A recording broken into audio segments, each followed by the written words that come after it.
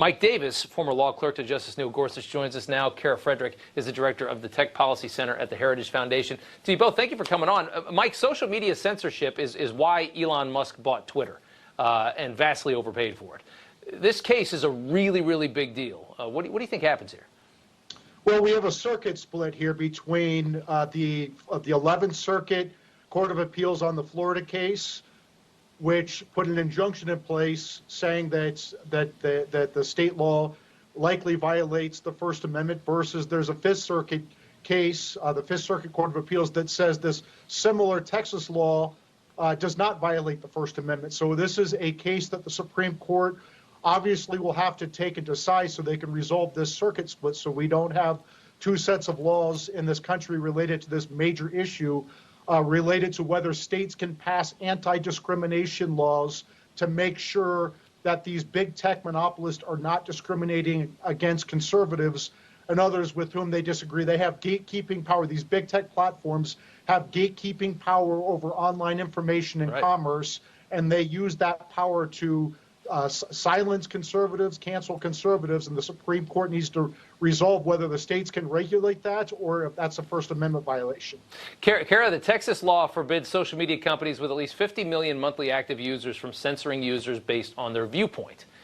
It allows either users or the Texas Attorney General to sue to enforce it. You can't just stop what somebody's saying because they're saying it because it's their viewpoint. Biden's DOJ alleges that this somehow violates the Constitution, and a social media company's decision to censor or edit third-party speech is protected by the First Amendment. So they're saying the First Amendment gives social media companies the right to block other people's First Amendment.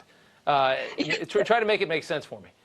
I know. I find it so funny how these industry trade groups in the pay of big tech, obviously, they prioritize the First Amendment rights of these companies. What about the First Amendment rights of the users? I mean, we know from Missouri v. Biden, we know from the release of the Twitter files that the government had its thumb on the scale when it came to working hand in glove with these tech companies and censoring speech. And, you know, it's not even like they needed the urging themselves, right? You look at Google, an NC State study found that Google or Gmail put more than 2/3 of conservative candidates' emails into the spam folders, vice letting the majority of Democratic candidates go in the 2020 election cycle straight to the inbox. So we saw the Parler saga where AWS, Amazon Web Services, effectively turned the lights off of this company. You know, the whole build your own argument sort of goes out the window when tech companies work together in concert. These big tech with monopolistic tendencies and anti-competitive practices,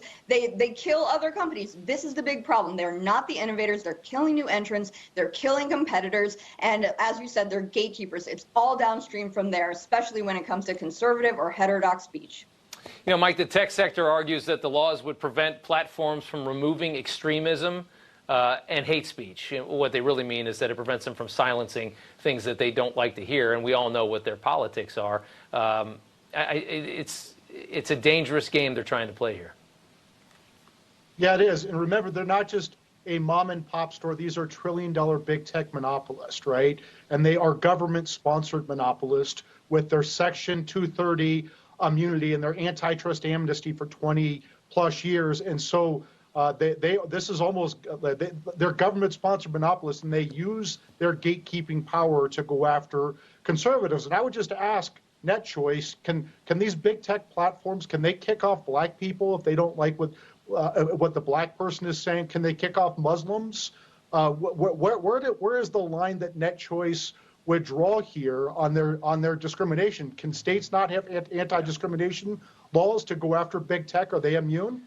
Well, they have censorship and discrimination in their favor because they claim that they hold the moral high ground, and that's why they're able to do it. Because they say that we do all of this for the greater good. We can be awful because we believe it's for the greater good, and because they have that perception of having the moral high ground, they can be as fascist as they want, which is the great irony of it all. Kara, final thoughts. Yeah, I mean, I worked in counterterrorism analysis for one of these big tech companies, and I'll tell you, they are now prioritizing not these legitimate, say, foreign Islamic terrorist threat. It certainly looks to me, from the outside at least at this point, that they are turning a lot of those mechanisms inward on American conservative thinkers, and that is the big problem. They're prioritizing getting information that they disagree with, that the Biden campaign at the time disagreed with, that disagrees with any leftist narratives like climate change, like gender dysphoria. That is what they're prioritizing, not these legitimate national security threats, which they do have a responsibility to contend with. Doesn't look like they're actually putting that at the #1 priority spot. That is the problem. Kara Frederick, Mike Davis, good to have you both on. Thank you.